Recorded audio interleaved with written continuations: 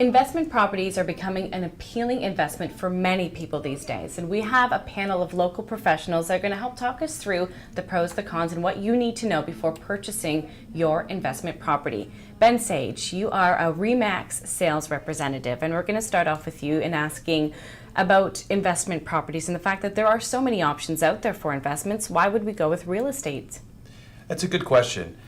I think people are finding it's a familiar product and a tangible asset. It's something they can see and improve. And with thinking with a goal in mind, we can build a portfolio of real estate investments that will create a wealthy retirement for you.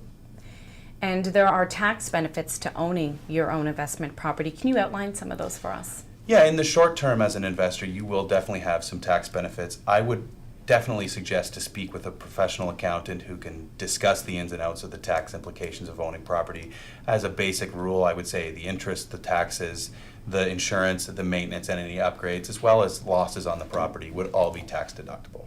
And Jeff Teed, you are a mobile mortgage specialist with TD. And a question some people might have about this is how hard would it be for you to get a mortgage with an investment property? It's really not that difficult. There are definitely some differences between buying your own personal property and buying an investment property. I'll underline what Ben said as well. You want to make sure you see a qualified accountant because there's many ins and outs that you might not consider that, if you're buying your own house are definitely different. You may want to consider having a holding company for those properties. You may want to consider buying them on your own as an individual. There's a lot of things to take into consideration.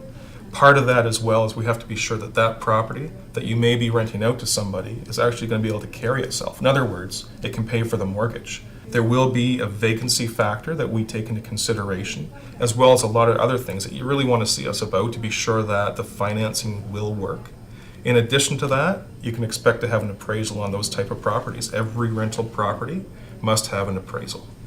And we also have with us Betty Ann Hedges, who is a broker with RE/MAX. Ben touched on some of the benefits of investment property. There are risks we have to keep in mind as well. Can you highlight some of those for us? Yes, as with all investments, there are risks. Vacancy, delinquency, damage to the property. But with some planning and preparation, you can mitigate that. And we'd be happy to help with that planning. Now, Ben, another risk or concern people could have that I'd like you to touch on just quickly is what if there was a change in the market? Absolutely. That is definitely a concern for some home buyers. But what if the stock market were to dip 6 months before you retire? And what if the laws change again? We're always going to be subject to risk in investments, but the goal is to really build a solid portfolio that will generate rental income regardless of what the property value happens to be at that moment. And the only way you actually lose is to sell in a down market. And in that case, you're selling the goose that lays the golden egg anyway.